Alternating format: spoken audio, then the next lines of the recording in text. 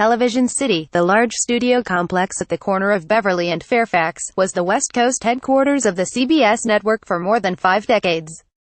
Some of the most iconic television shows originated there, from The Jack Benny Program to The Price is Right. The sight of its signature red awning is etched on the minds of many viewers of a certain age, as is the voiceover that began so many of the shows once filmed there. From Television City in Hollywood, the complex remains a key production center for the American television industry today. But in recent months, CBS has been marketing the 25-acre campus to prospective buyers. The property could reportedly go for as much as $900 million, or more than $800 per square foot. At that price, the only way any developer could make a project pencil out would be to persuade the city to increase the amount of building space it currently allows on the site. By my calculation, a developer would need to get these building rights upped by as much as 200%. Television City must live on. What becomes of Television City is a citywide concern as much as it is a neighborhood one. Los Angeles should not let developers turn the historic studio complex into a mini-century city. For starters, and television production is our hometown industry. At the moment, production facilities are already in great demand.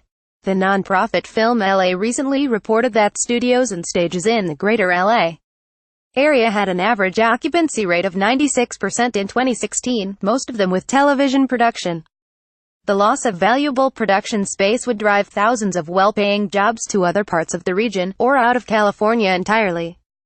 No rational city would allow its employment and economic base to shrink without a fight. Television City is architecturally significant.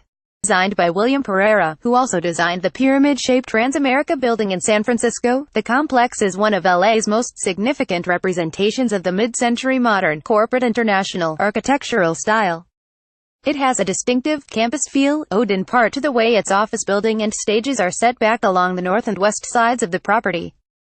The original Farmers Market, one of the city's oldest institutions and most beloved tourist attractions, is right next door. Access to the market would be constrained by any sort of mega-development, making it far more difficult for its vendors and shops to survive. A massive new development would also have negative effects on the greater Beverly-Fairfax area, a culturally historic neighborhood in its own right. Rising property values and heightened real estate speculation would put its characteristic apartment buildings at risk and potentially displace hundreds of renters. Moreover, the area has already been intensely developed. It's home to 2 of the city's most popular shopping malls, the Grove and the Beverly Center. Streets on the neighborhood's west side are among the city's most congested. Some intersections are so clogged that, during peak traffic hours, it can often take 20 minutes to traverse a 1-mile stretch of a main thoroughfare. Adding thousands of additional daily vehicular trips to this corridor would be insane. LA is in the throes of yet another real estate boom. Low interest rates and a city government generous with development approvals may give investors reason to hope they could obtain greater building rights for Television City. For this reason, the city should lay out coherent parameters for any future development of the property now, before the bidding begins in earnest. Ambiguity will only raise investor expectations to unrealistic levels, sowing the seeds for a zoning battle and possibly lawsuits that could take years to resolve.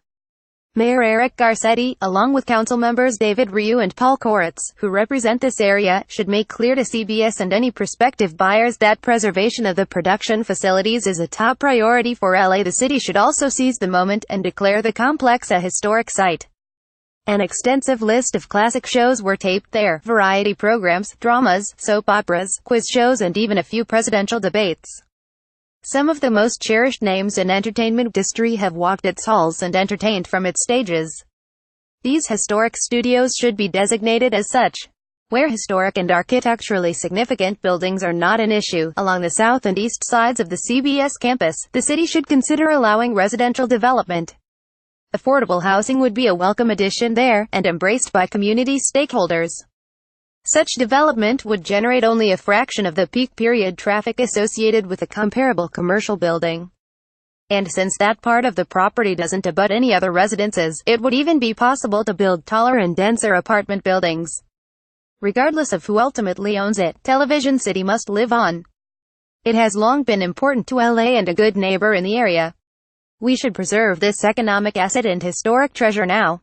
Xavier Oslovsky is director of the Los Angeles Initiative at the UCLA Luskin School of Public Affairs and the Department of History. He is a former member of the LA County Board of Supervisors. Caption. Follow the opinion section on Twitter at LaTimesOpinion or Facebook.